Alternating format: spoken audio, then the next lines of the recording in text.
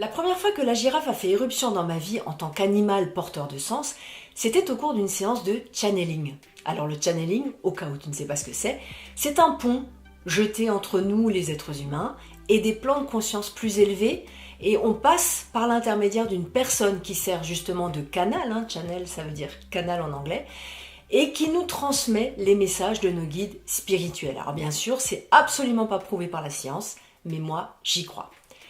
3 ans plus tard, donc après cette fameuse séance de channeling, j'ai rencontré la girafe dans son habitat naturel. C'était au parc Serengeti en Tanzanie, et c'est ce qui m'a décidé à lui dédier enfin un livre que je vais te présenter. Le voici. Et dans cette vidéo, je vais te parler des 5 enseignements de la girafe comme animal totem. C'est parti. Bienvenue sur le quart d'heure #LQH, un rendez-vous qui fait du bien.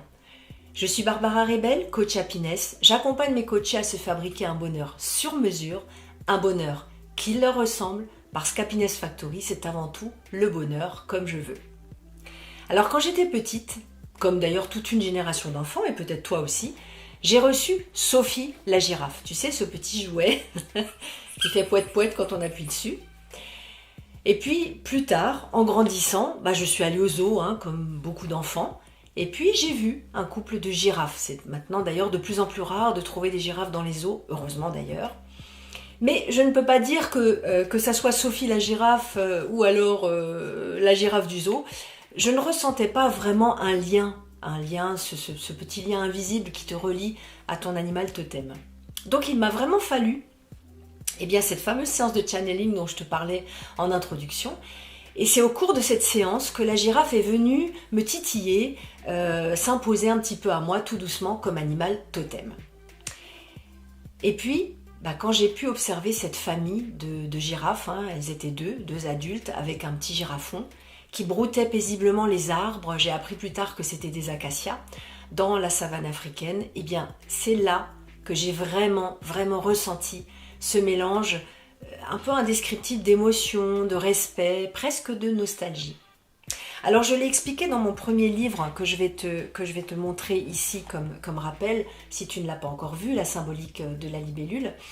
Je t'ai expliqué que si un animal a un rôle à jouer dans ta vie, ce qui compte c'est l'émotion que tu vas associer à son apparition. Par exemple, lorsqu'une coïncidence t'interpelle, qu'elle provoque en toi une réaction, ça c'est un signe, c'est ce que j'appelle un signe. Et le sens finalement de ce que tu vis, c'est pas l'événement, c'est l'émotion qui est ressentie. C'est ça qui est important.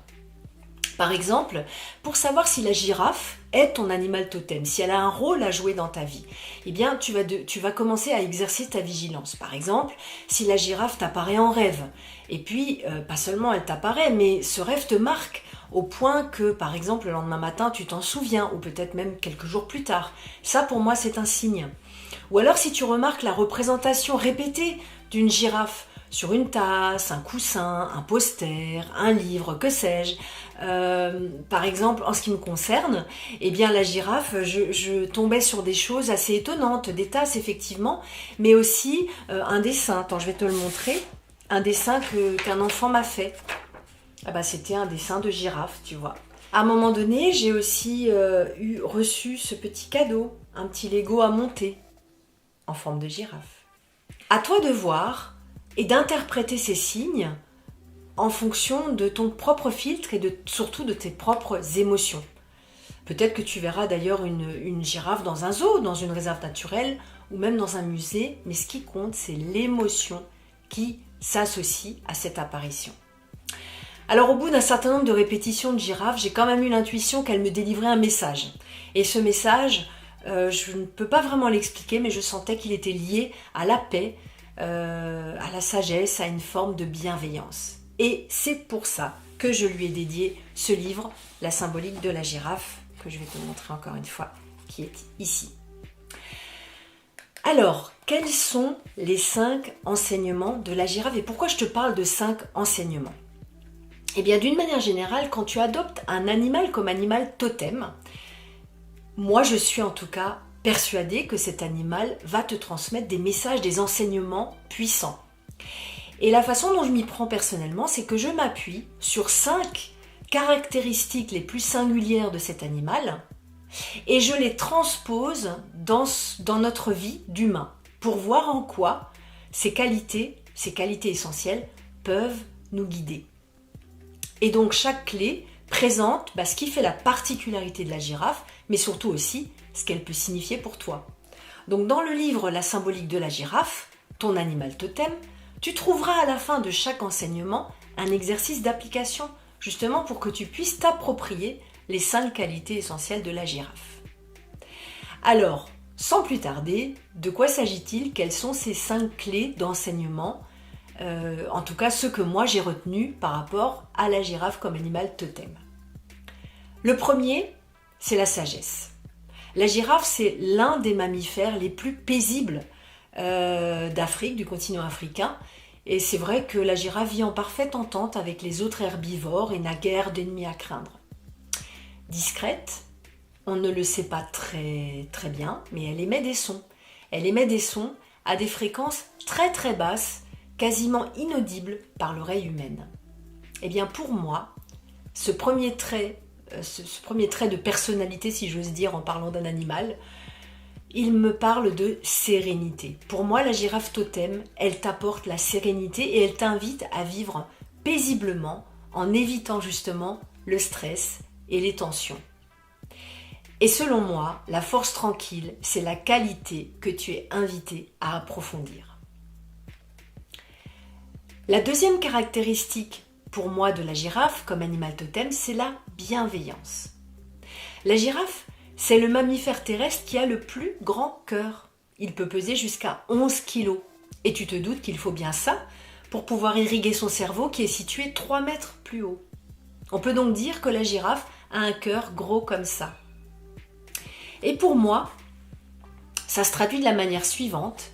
Eh bien, c'est que la girafe totem, elle t'invite à la bienveillance avec toi-même et avec tes proches. Pour moi, la girafe totem t'indique que la parole est d'argent, le silence est d'or. Autrement dit, utilise la parole à bon escient pour exprimer clairement tes émotions et tes besoins.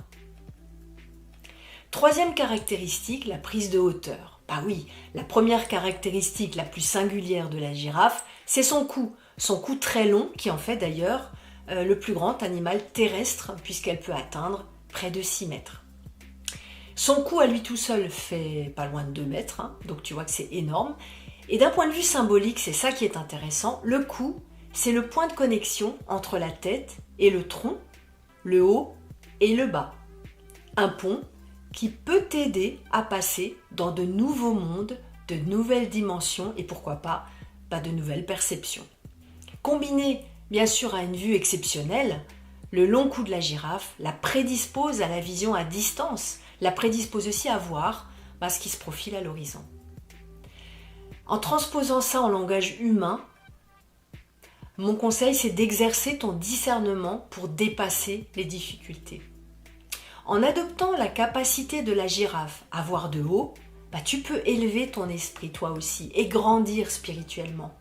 En avançant comme elle, la tête haute, tu chemines sans crainte et sans appréhension. Quatrième singularité de la girafe, la clairvoyance. Alors grâce à sa grande taille, la girafe voit très bien de loin, on n'est pas surpris. Elle possède une excellente vision, elle est même capable de voir un être humain à 2 km. Mais ce qui est intéressant, tu as déjà vu que la girafe est dotée de petites cornes qui en jargon ne s'appellent pas des cornes mais des ossicônes. Mais plus intéressant et plus intriguant encore, elle a parfois ici une petite corne médiane qui pousse sur le front là entre les 2 yeux, selon les espèces. Alors pour moi, avec ses grands yeux au regard doux, c'est vrai que la girafe t'invite à voir au-delà des apparences. Et pour moi, elle te guide sur la voie de la clairvoyance. Elle t'invite surtout à ouvrir ton 3e œil pour développer tes perceptions extrasensorielles et surtout te relier à ton intuition.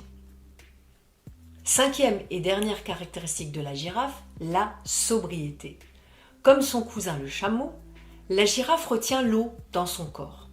Donc, elle trouve l'eau dont elle a besoin, surtout dans les feuilles d'acacia, et elle peut rester plusieurs jours sans boire. Ce qui est d'ailleurs une bonne chose pour elle parce qu'à chaque fois qu'elle boit à un point d'eau, elle doit se baisser, plier les pattes avant et c'est souvent à ce moment-là qu'elle se fait attaquer par les prédateurs puisque c'est une position très vulnérable pour elle. Et en plus, les girafes dorment très peu, entre 10 et 60 minutes par jour, disent les scientifiques, par tranche de quelques minutes à la fois.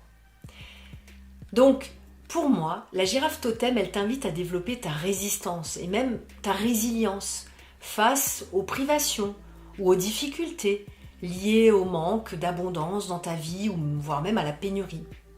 C'est le moment de faire preuve de cette sobriété à laquelle ton cœur aspire pour te relier à une vie plus authentique. Alors en résumé, la girafe comme animal totem, elle nous parle de sagesse, de bienveillance, de prise de hauteur, de clairvoyance et de sobriété. Plus que tout, la girafe, elle incarne pour moi la sagesse et la paix. Pour la girafe, l'ouverture du cœur est primordiale. Elle t'invite à écouter tes besoins et ceux des autres. Elle te conseille de garder ton esprit en éveil pour accéder à la spiritualité, pour aiguiser aussi ton troisième œil. Comme elle, fait preuve de sobriété pour une vie plus authentique. En tout cas, je te souhaite un merveilleux voyage en sa compagnie et si tu veux en recevoir un extrait sous forme de flipbook, clique sur le lien dans la description. Retrouve d'autres conseils de coaching sur mon site thehappiness-factory.com ainsi que sur mes réseaux sociaux. N'hésite pas d'ailleurs à me poser toutes tes questions sur l'adresse mail que tu trouveras dans la description, j'y répondrai avec plaisir.